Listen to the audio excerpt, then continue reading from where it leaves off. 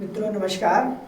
मेरा नाम सुधीर कुमार है और मैं आपको हिंदी पढ़ा रहा हूँ क्लास 9th की, जिसमें कल मैंने आपको संधि पढ़ाया था। आज का मेरा टॉपिक है रस। तो आइए शुरू करते हैं। रस के बारे में हम लोग क्या है सीखते हैं। तो रस क्या होता है? रस का जो साधारण रूप से रस का जो अर्थ होता है वो क्या होता है? आनंद होता है। रस का जो साधारण रूप से अर्थ होता है वो क्या होता है? आनंद होता है। ठीक है, आनंद होता है। यानी आनंद किसमें मिलता है? काव्य को पढ़ने सुनने से जो हमें आनंद की अनुभूति होती है वो क्या कहलाता है? रस कहलाता है। यानी काव्य को पढ़ने या सुनने, काव्य को पढ़ने या सुनने से जिस आनंद की अनुभूति होती है उसे क्या कहा जाता है? उसे रस कहा जाता है। ये तो क्या हुआ हमारा साधारण भाषा में इसकी किसकी परिभाषा हुई? रस की परिभाषा हो गई। किसमें? साधारण रूप से कि रस का जो अर्थ होता है वो क्या होता है? आनंद होता है। यानी काव्य को पढ़ने या सुनने से जिस आनंद की अनुभूति होती है उसे क्या कहा जाता है? रस कहते हैं। अब रस जो होता है इसको क्या कहा जाता है? काव्य की आत्मा। काव्य की आत्मा। तो हम लोगों ने क्या जाना? दो चीजें जानी। एक तो रस का जो शाब्दिक अर्थ होता है वो क्या होता है? आनंद होता है। और आनंद किसमें? मतलब काव्य को पढ़ने या सुनने से जिस आनंद की अनुभूति होती है उसे क्या कहते हैं? रस कहते हैं। यानी इसीलिए काव्य की आत्मा किसे कहा गया? रस को। अब इसके जो प्रवर्तक हैं, रस के जो प्रवर्तक हैं वो कौन है? आचार्य भरत मुनि। आचार्य भरत मुनि हैं। कौन है? क्या है इसके? रस के प्रवर्तक। ये रस के प्रवर्तक कौन है? आचार्य भरत मुनि। अब आचार्य भरत मुनि प्रवर्तक कैसे हुए? ये जो इन्होंने अपना एक ग्रंथ लिखा है उस ग्रंथ का क्या नाम है? इनका एक ग्रंथ है। क्या है? ग्रंथ है। वो क्या है? नाट्य शास्त्र। इनका जो एक ग्रंथ इन्होंने लिखा, किसने? आचार्य भरत मुनि ने एक ग्रंथ लिखा है जिसका नाम क्या है? नाट्य शास्त्र है। अब इसी नाट्य शास्त्र में इन्होंने जो है अब रस को बताया है। क्या बताया? आइए जानते हैं। ये जो नाट्य शास्त्र इन्होंने लिखा है इसी के 6वें अंक में। किसमें? इसके 6ठे अंक में। इसका जो नाट्य शास्त्र लिखा है इन्होंने, बहुत सारे लाइनें और सब कुछ लिखा है, तो उसके जो 6वां अंक है किसका? आचार्य भरत मुनि ने जो अपना नाट्य शास्त्र लिखा है उसके 6वें अंक में इन्होंने परिभाषा दी है। क्या? रस की क्या परिभाषा? विभावानुभाव व्यभिचारी संयोगात रस निष्पत्ति। आइए मैं इसे लिख देता हूं कि ये आचार्य भरत मुनि जो हैं इन्होंने अपने ग्रंथ नाट्य शास्त्र इन्होंने जो लिखा उसके 6वें अंक में ये परिभाषा दी है। विभावानुभाव व्यभिचारी संयोगात रस निष्पत्ति। अर्थात कहने का तात्पर्य इसका क्या हुआ? अर्थात कहने का मतलब हुआ इसके, अब आइए इसको हिंदी में समझते हैं कि विभाव, तो कहने का आशय ये हुआ कि विभाव, ये जो विभाव है, अनुभाव और व्यभिचारी या संचारी भाव जो है, इसी तीनों के संयोग से, मिलने से क्या होता है? रस की उत्पत्ति होती है। किसने बताया? आचार्य भरत मुनि ने। आचार्य भरत मुनि रस के प्रवर्तक माने जाते हैं। उन्होंने अपना जो ग्रंथ लिखा नाट्य शास्त्र उसी के 6वें अंक में इन्होंने क्या बताया कि जो है विभावानुभाव व्यभिचारी संयोगात रस निष्पत्ति। यानी कहने का ये अर्थ हुआ कि विभाव, अनुभाव और व्यभिचारी या संचारी भाव के संयोग से रस की उत्पत्ति होती है। तो इतना हम लोगों ने जाना। अब आइए आगे बढ़ते हैं। अब जानते हैं हम लोग इसके आगे कि रस के अवयव या अंग। अवयव, रस के मुख्यतः 4 अवयव हैं। 4 अंग या 4 अवयव हैं। 4 अंग हैं या अवयव हैं। किसके? रस के। आइए जानते हैं कौन कौन से हैं। तो नंबर 1 स्थायी भाव। नंबर 2 अभी जो मैंने 3 चीजें बताई, कौन कौन सी? विभाव, अनुभाव और व्यभिचारी भाव, वो आ जाएंगे। विभाव, नंबर 3 अनुभाव, और नंबर 4 क्या हो जाएगा? संचारी भाव। तो रस के 4 अवयव होते हैं। कौन कौन से? चार अंग या चार अवयव होते हैं। कौन? स्थायी भाव, विभाव, अनुभाव और संचारी भाव। अब जैसे मैंने बताया था कि रस का जो क्या होता है, काव्य की आत्मा कहा जाता है, उसी प्रकार रस की आत्मा किसे कहा जाता है? स्थायी भाव। स्थायी भाव को क्या कहते हैं? रस की आत्मा। रस की आत्मा, जैसे काव्य की आत्मा क्या है? रस है। उसी प्रकार रस की आत्मा कौन है? स्थायी भाव है। यानी क्या हुआ? स्थायी भाव का मतलब क्या होता है? प्रधान भाव। यानी सबसे इंपॉर्टेंट क्या है?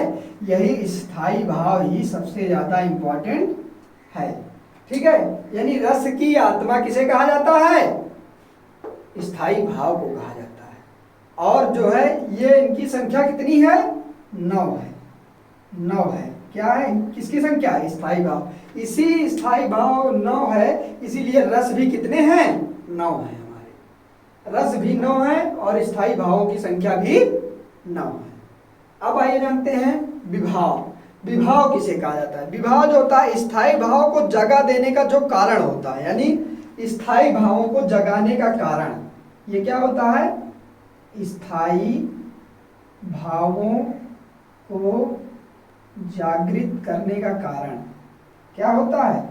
जो होता है वो क्या कहलाता है? विभाव कहलाता है। उन्हें क्या कहा जाता है? स्थायी भावों को जागृत करने का जो कारण होता है उसे क्या कहते हैं? विभाव कहते हैं। अब ये विभाव जो होता है ये कितने प्रकार का होता है? 2 प्रकार का होता है। कौन कौन सा होता है? आलंबन और उद्दीपन। यानी आलंबन किसे कहा जाता है? आलंबन वो होता है जिसका सहारा पाकर स्थायी भाव जागृत होते हैं। यानी क्या? जिसका सहारा पाकर स्थायी भाव जागृत होते हैं, उन्हें क्या कहा जाता है? आलंबन कहते हैं। आलंबन यानी विभाव किसे कहते हैं? स्थायी भाव को जागृत करने का जो कारण होता है वो क्या कहलाता है? विभाव कहलाता है। विभाव कितने प्रकार का? 2, आलंबन और उद्दीपन। आलंबन किसे कहा जाता है? जिसका सहारा पाकर स्थायी भाव जागृत होते हैं, उन्हें क्या कहा जाता है? आलंबन कहते हैं। और उद्दीपन किसे कहा जाता है? कि जिन वस्तुओं या परिस्थितियों को देखकर स्थायी भाव उद्दीपित होते हैं। यानी जैसे मैंने कुछ देखा, उससे हमारे अंदर जो स्थायी भाव जागृत हो गया, उसे क्या कहा जाता है? वो उद्दीपन कहा जाएगा। जैसे आपको मतलब नायक नायिका की शारीरिक चेष्टाएं, जैसे शरीर में हम लोग, जैसे कुछ मैं बोल रहा हूँ, हाथ हिला रहा हूँ, तो ये क्या हुआ? उद्दीपित हो रहा है किसी चीज को देखकर। जैसे मेरे बोलने से क्या हो रहा है कि जिन वस्तुओं या परिस्थितियों को देखकर स्थायी भाव उद्दीपित होते हैं। यानी किसी को देखकर क्या कहें, इसको क्या लिखा जाएगा कि जिन वस्तुओं या परिस्थितियों देखकर स्थायी भाव उद्दीपित होने लगे, उसे क्या कहा जाता है? उद्दीपन कहा जाता है। यानी जिन वस्तुओं या परिस्थितियों को देखकर स्थायी भाव उद्दीपित होने लगता है, उसे क्या कहा जाता है? उद्दीपन कहा जाता है। ठीक, अब ये हमने क्या जाना कि आलंबन और उद्दीपन। विभाव किसे कहा जाता है? विभाव के ही प्रकार क्या है? आलंबन और उद्दीपन है। इनकी संख्या कितनी है? आलंबन की संख्या 2 है। मैं इस दूसरे मार्कर से लिख दे रहा हूं। आलंबन की संख्या कितनी है? 2 है। और उद्दीपन की संख्या कितनी है? 4 है। ठीक है, यानी स्थायी भाव की संख्या 9, विभाव में आलंबन की 2 और उद्दीपन की 4 हो गई। अब आइए जानते हैं अनुभव। अनुभव क्या होता है? स्थायी भाव तो जागृत हो गया।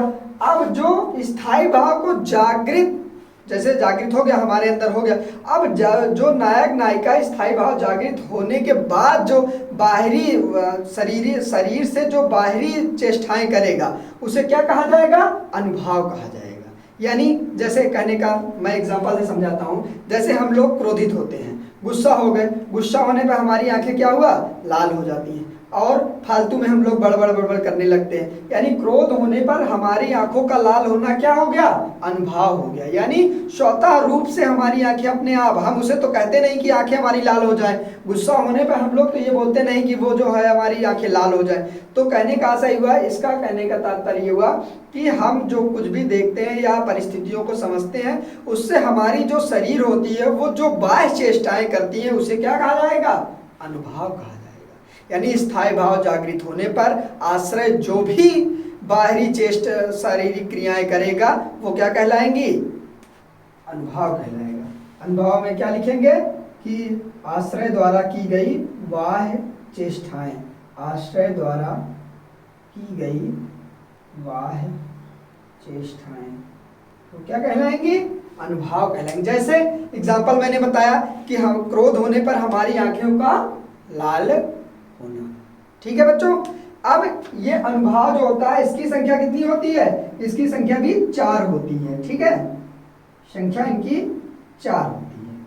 ठीक है, अब आइए संचारी भाव। संचारी भाव मन में संचरण करने वालों भावों को क्या कहते हैं? संचारी भाव। मन में संचरण करने वाले भावों को क्या करने वाले भाव को क्या कहा जाएगा? संचारी भाव कहा जाएगा। और इनकी संख्या कितनी है? 33 है। 33 संचारी भावों की संख्या कितनी है? 33 है। हालांकि अभी जो आधुनिक वैज्ञानिक हैं या आचार्य हैं उन्होंने 2 और मान लिए हैं, 34 और 35। 34वां क्या है? चकपकाहट है। मैं लिख देता हूँ आप पे। 34वां जो है वो छल है और 35वां जो है वो क्या है? चकपकाहट। ठीक है बच्चों, तो ये जो छल और चकपकाहट है 34वां संचारी भाव है और 35वां संचारी भाव है। इसे जो है आधुनिक जो आचार्य या कवि हैं उन्होंने माना है। ठीक है, ये जो छल है इसको जो है आचार्य जो है देव ने माना और 35वां जो है आचार्य रामचंद्र शुक्ल ने। ये ज़्यादा विशेष जानने की आवश्यकता नहीं है कि किसने माना, लेकिन जानते रहिए कि 2 और आधुनिक युग के वैज्ञानिकों ने मान लिया है या कवियों ने मान लिया है क्या? 34वां छल और 35वां चकपकाहट। 34वां जो छल है उसे क्या आचार्य देव ने और 35वां जो है आचार्य रामचंद्र शुक्ल ने इसे माना है चकपकाहट को।